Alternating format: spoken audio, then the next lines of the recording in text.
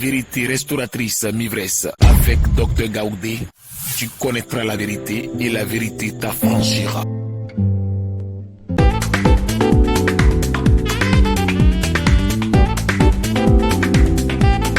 Dans un tremblement de terre, suis-moi bien.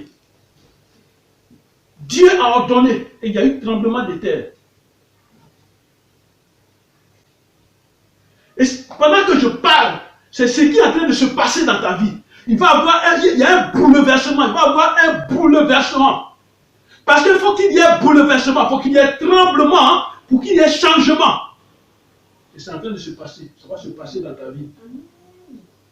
Amen. Amen. Pourquoi? Pourquoi ces choses? Allons dans Romains 8, verset 11. Regardez ce qui va se passer. Qu'est-ce qui va provoquer ça? Qu'est-ce qui a provoqué ça? Dans Romains 8, verset 11, il dit quoi? Et si l'esprit de celui qui a ressuscité Jésus. Voilà, l'esprit de celui qui a ressuscité Jésus. Un instant. Quand il dit l'esprit de celui qui a ressuscité Jésus-Christ, ça veut dire que Jésus est couché mort, on l'a emballé, on l'a tout, on a fait tout, on a fermé, il ne respire même pas. Mais il y a un esprit, c'est l'esprit de Dieu. L'esprit de celui qui a ressuscité Jésus-Christ dans les morts est en train d'agir dans ta vie et il agit maintenant. Et si cet esprit-là fait quoi? Habite en vous. Si cet esprit-là, s'il habite en nous, alors que quand Jésus est venu, quand tu connais Jésus, tu as Jésus, cet esprit qui a ressuscité Jésus dans les morts, il habite en toi. Amen. Celui qui a ressuscité Christ dans les morts. Celui qui a ressuscité Christ dans les morts, il va rendre vie à ton corps mortel. Parce que l'esprit-là habite en toi. Amen. Ça, c'est une loi.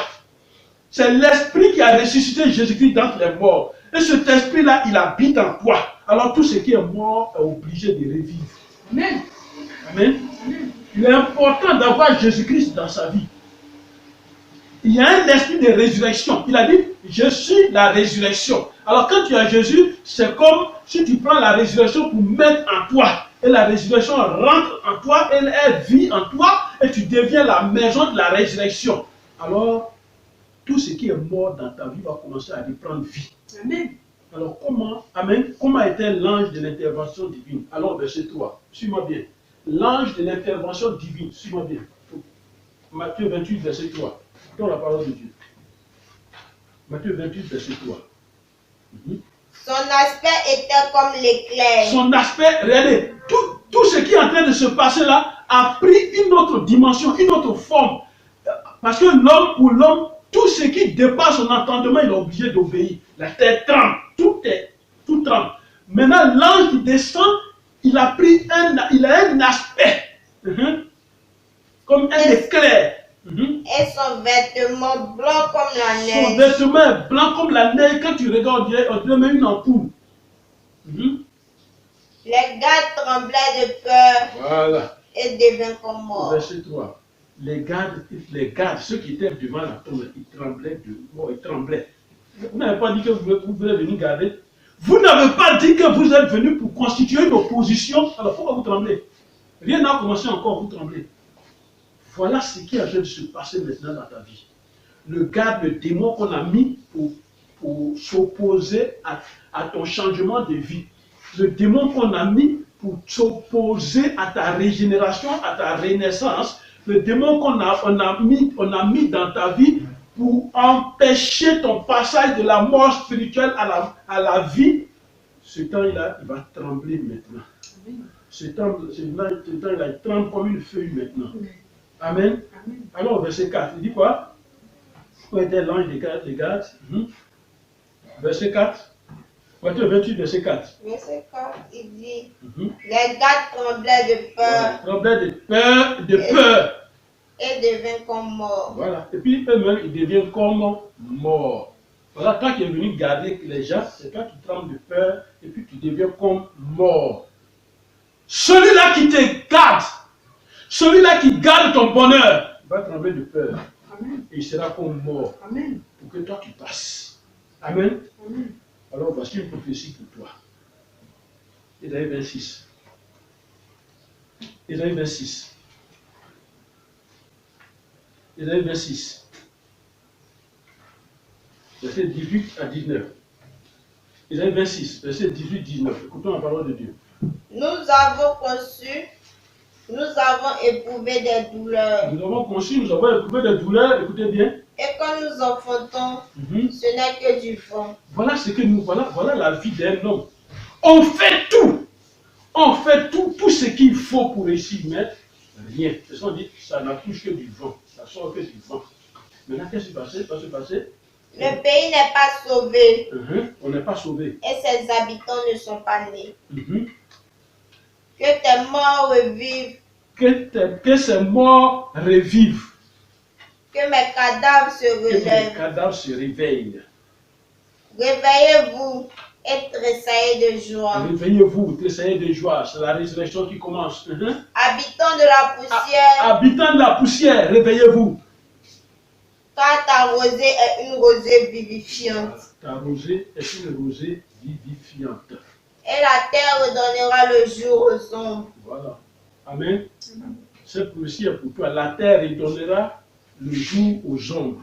C'est-à-dire, si on t'avait enterré, quel que soit ce qu'on a enterré de toi, va revenir à la lumière du jour. Ça va ressortir. La terre redonnera. La terre va ouvrir pour redonner. Pour redonner. Amen. Ça, c'est une prophétie qui arrive dans la suite des temps. C'est une prophétie qui s'applique dans toi, ta vie maintenant. Elle est d'actualité. Amen. Amen. Verset 19, c'est tout. Amen. Verset 19. Amen. Alors, qu'est-ce que Jésus est capable de faire dans ta vie?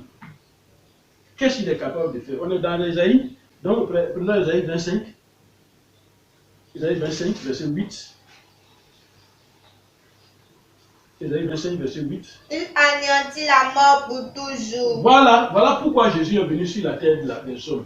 Pour montrer que lui, il a la puissance au-dessus de la mort. Qu'est-ce qu'il fait? La parole de Dieu dit. Dieu avait utilisé Ésaïe déjà, il a donné cette prophétie, il dit, il anéantit la mort pour toujours. Le Seigneur, l'Éternel, essuie les larmes et il essuie les larmes de tous les visages. de tous les visages. Amen. Toi qui pleures, le Seigneur va essuyer tes larmes. Amen. Il va essuyer ton visage. Amen. Parce que c'est le Seigneur qui a prévu cela. Il va le faire pour que rien ne soit plus mort dans ta vie. Amen. C'est fini, verset 8. Il fait disparaître de toute la Il terre fait disparaître de toute la terre l'opprobre de son peuple. l'opprobre de son peuple. Car l'Éternel a parlé. L'Éternel a parlé. Amen. Amen. Ce jour est le jour de la résurrection. Amen. Amen. Ce jour est le jour de la résurrection de ton âme. Amen. C'est le jour de la résurrection de ta vie. C'est le jour de la résurrection de ton nom. Amen. Ton nom qui avait été caché, enterré, donc considéré mort, il ressuscite aujourd'hui. C'est le jour de la résurrection de ton bonheur, de ta renommée. C'est le jour de la résurrection de tes entreprises. Amen. Amen. Comme on est dans Matthieu 28, là, on était dans Matthieu 28, on va aller au verset 26, verset 6 et 7. Matthieu 28. Matthiu 28 qui est notre texte. Il n'est point ici. Alors, voilà ce qui va se passer. Ils sont partis voir où on l'avait enterré. Il y a eu tout ce tremblement de terre et tout. Mais regardez quelque chose d'important. La pierre qu'eux-mêmes ils ont scellée, la pierre est roulée, et puis il y a un ange qui est assis dessus. Ça, c'est important. Amen. La puissance de Dieu va s'asseoir sur ton ennemi pour que toi tu passes. Amen. Amen. Au Matthieu 28, regardez l'information, l'annonce. Il dit quoi? Matthieu 26, verset 6, 28, verset 6, il dit Il n'est point ici. il n'est point ici. Voilà. Ce qu'on avait mis, ce qui t'appartient, qu'on avait enterré ici, on a regardé, il n'est plus là, ce n'est plus là. Il est ressuscité comme il l'avait dit. Il est ressuscité comme les prophéties ont dit. Il est ressuscité. Vous l'avez enterré, mais il n'est plus ici. Il est ressuscité, comme la prophétie a dit. Venez, voyez le lieu où il était couché. Vous-même venez, puis vous allez voir. Venez, vous allez voir. Vous qui avez manigancé ça, vous qui avez comploté ça, venez et puis regardez où il était couché là. Il n'est plus là. Ça c'est la preuve. Il n'est plus là. Il y a une preuve de ta résurrection qui arrive. Amen. Amen. fait la boue, la preuve arrive. Amen. Et les gens vont dire, venez voir, il n'est plus là-bas. On l'avait mis parmi les chômeurs, non, il n'est plus là-bas. On l'avait mis parmi les malades, il n'est plus couché là-bas. On l'avait mis parmi les gens de mauvaise vie, mais il n'est plus là-bas. On avait caché sa renommée, mais regardez, écoutez, regardez la télévision, c'est de lui on parle. Amen. Verset 7. Et allez promptement dire, allez faire la commission. à ses disciples, Allez promptement dire à tous ses amis, allez promptement dire à tous ceux qui le connaissent, allez promptement dire à tous ceux qui ne l'aimaient pas, allez promptement dire à tous ceux qui s'opposaient à sa résurrection. Allez dire quoi? Allez dire quoi? qu'il est Il est ressuscité ressuscité des morts. des morts. Amen. Amen. Et qui vous précède en Galilée. Amen. Amen. Qu'est-ce que Dieu a prévu pour toi? Pour que cela arrive, qu'est-ce que Dieu a prévu pour toi? Tes ennemis ont prévu cette mort dans ta vie. Mais avant la date, Dieu a prévu quelque chose. Dieu a prévu quoi? Tes ennemis ont tué ta vie et rien ne marche. C'est une vie morte depuis longtemps. Comme on oublie un mort. Après un temps, on oublie un mort. Quand on a fini l'enterrement, après un temps, on oublie. On t'a fait comme ça et tu as oublié. Ils t'ont mis dans une oubliette qui descend à la mort. Ils t'ont mis dans une oubliette qui ressemble à la mort. Tu es dans une oubliette qui ressemble à la mort. Ils ont enterré ton nom. Tes ennemis ont enterré ta renommée. C'est pourquoi on ne parle pas trop de toi. Tes ennemis ont enterré ta vie. Mais ils ignorent quelque chose qu'ils ne connaissent pas. C'est pourquoi on dit qu'ils ont des yeux mais ils ne voient pas. Ils ignorent quelque chose qu'ils ne connaissent pas. C'est quoi? Je ne voulais pas le dire moi-même, mais je veux qu'on dise la parole de Dieu et la parole de Dieu va le dire. Allons dans Acte 2. Ce qu'ils ignorent, Acte 2, verset 31. Acte 2, verset 31. Acte chapitre 2, verset 31. Qu'est-ce qu'il dit? Il dit, C'est la résurrection. Il dit quoi? C'est ce qu'ils ignorent, c'est quoi? C'est la résurrection du Christ C'est la résurrection du Christ qu'il a prévu et annoncé en disant qu'il ne serait pas abandonné dans le séjour des morts et que la chair ne verra pas la corruption. Voilà ce qu'ils ont oublié. C'est une loi spirituelle que Dieu a établie. Ils ont oublié qu'en tuant Jésus de manière atroce et garder sa tombe et tout, ils ont oublié que c'est la résurrection que Dieu a prévue et a annoncée en disant qu'il ne serait pas abandonné là où on l'a enterré et qu'il n'allait pas pourrir là-bas. Ils ont oublié que Jésus a dit, je suis la résurrection et la vie. Et ils ont oublié que toi tu es en Christ. Donc tu t'appelles aussi la résurrection et la vie. Amen. Tu t'appelles aussi la résurrection et c'est ce qu'ils ont oublié. Ils ont oublié que c'est la résurrection de Christ que lui il a annoncé d'avance. Et il a prévu cela. Et cette résurrection que Dieu a prévue, cette résurrection, il a prévu de telle sorte que même si on a enterré ton nom, il ne sera pas abandonné dans la terre. Amen. Même si on a enterré ta renommée, elle ne sera pas abandonnée dans la terre. Amen. Ce ne sera pas abandonné dans le séjour des morts. Amen. Ça ne va pas pourrir là-bas. Même si on a emballé ça dans un papier pour que ça pourrisse, ça ne va pas pourrir. Parce que la résurrection va se manifester. Amen. Est-ce que quelqu'un me suit ce matin? Amen. Amen. Jésus pour qui tu es régulier à l'église. Jésus qui est ton Seigneur te dit, je suis la résurrection, et la vie. Est-ce qu'on peut tuer la résurrection? On a tué Jésus, est-ce qu'il est resté dedans? Ça veut dire qu'on ne peut pas tuer ta résurrection. On ne peut pas empêcher ta résurrection. Est-ce qu'on peut enterrer la résurrection qui est Jésus? On ne peut pas enterrer la résurrection. Ta vie s'appelle résurrection. Amen. Pourquoi? Parce que tu es en Christ. Tu deviens donc la résurrection et la vie. Alors, reçois aujourd'hui ta résurrection au nom de Jésus. Reçois ta vie aujourd'hui au nom de Jésus-Christ.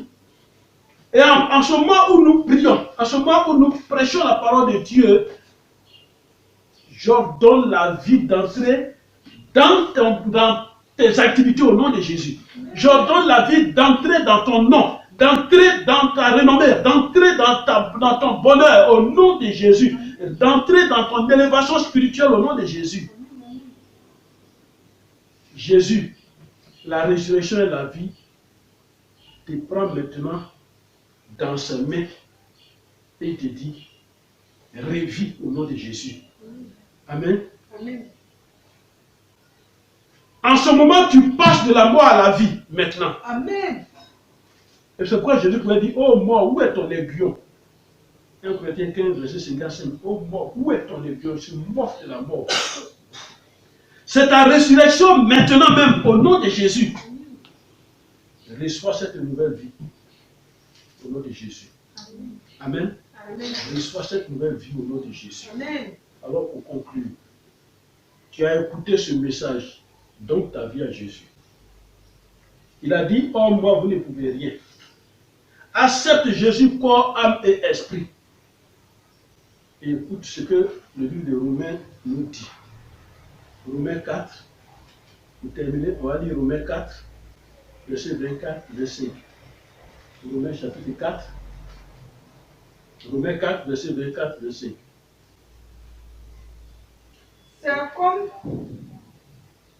C'est encore à cause de nous à qui cela sera imputé, à nous qui croyons en celui qui a ressuscité des morts, Jésus-Christ, notre Seigneur. À nous qui croyons à celui qui a ressuscité Jésus-Christ, notre Seigneur, croyons en celui qui a ressuscité Jésus-Christ.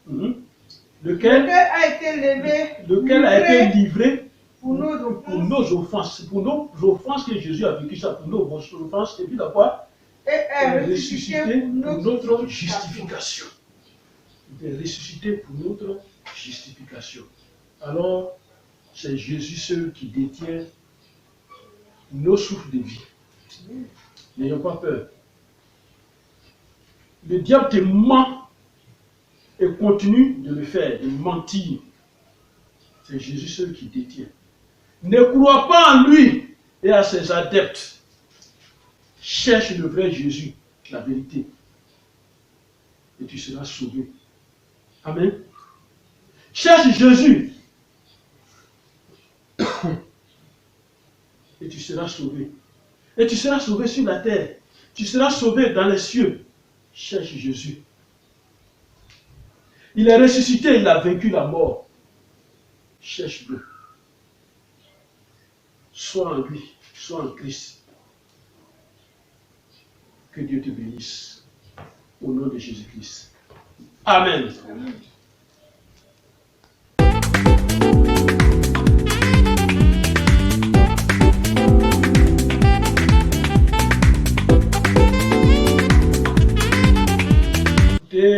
Le message sur la résurrection. Le thème la résurrection. Alors on passe au moment de la prière. C'est comme tous les jours, tu reçois un message, tu as 7 prières que le ministère de la vérité restauratrice te donne. Les 7 jours de la semaine. Alors tu peux prendre une prière par jour et puis prier. Comme tu peux prendre toutes les 7 prières et puis faire pendant 7 jours. Alors suis-moi bien. Alors comment tu vas prier? Premièrement, première prière, il faut te repentir. Une prière de repentance. Oh Dieu, aie pitié de moi dans ta bonté. Selon ta grande miséricorde, efface. Et puis tu dis tes péchés. Tu dis ce que tu as fait. Tu dis. Parce que tu arrives à un moment de la résurrection. Amen. Afin que l'opposition ne soit pas, l'opposition n'est pas raison sur toi. Amen. Deuxième prière. Et tu dis, j'ordonne à mon âme, ma vie, ma renommée, mon nom, de sortir du séjour des morts au nom de Jésus.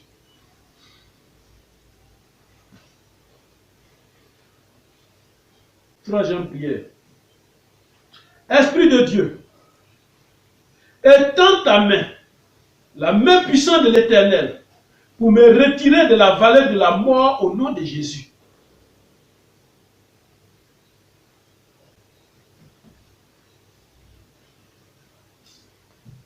Quatrième prière. Et tu proclames Psaume 23, verset 4. Quand je marche dans la vallée de l'ombre de la mort, je ne crains aucun mal. Psaume 23, verset 4. Cinquième prière. Ombre de la mort, quitte ma vie, au nom de Jésus. Quitte mes activités, au nom de Jésus. Quitte mon argent, quitte ma maison, quitte mes enfants, quitte mon nom, au nom de Jésus. Et l'ombre de la mort quitte.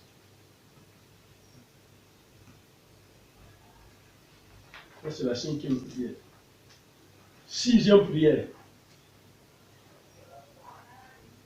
À partir d'aujourd'hui, je retire ma vie, je retire mon nom, je retire mon bonheur parmi les morts au nom de Jésus. Je me sépare de l'esprit de mort au nom de Jésus.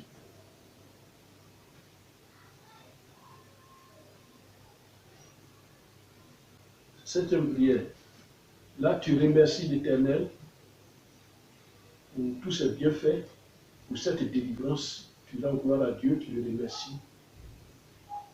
Au nom de Jésus. Amen. Maintenant, toutes ces prières, cet enseignement et ces prières, je prie pour toi. Père, voici ton enfant. Au moment où nous célébrons le souvenir de la résurrection de notre Seigneur Jésus-Christ, je parle maintenant à toute opposition à la résurrection de ton Fils qui suit cette vidéo. Je parle à toute opposition, à tout ce qui empêche la résurrection dans sa vie. Ton Fils est considéré comme mort spirituel. Je commande cette résurrection dans sa vie au nom de Jésus. Et je détruis toute opposition à sa résurrection au nom de Jésus. Quelle que soit la puissance, quel que soit le pouvoir de l'opposition qui empêche sa résurrection, je commande maintenant que cet obstacle soit en feu au nom de Jésus. Que la résurrection de lui soit un. Comme toi, Jésus-Christ, tu es avec ton Père un. Papa, ressuscite ton enfant dans tous les domaines. Manifeste ta puissance au nom de Jésus. Amen.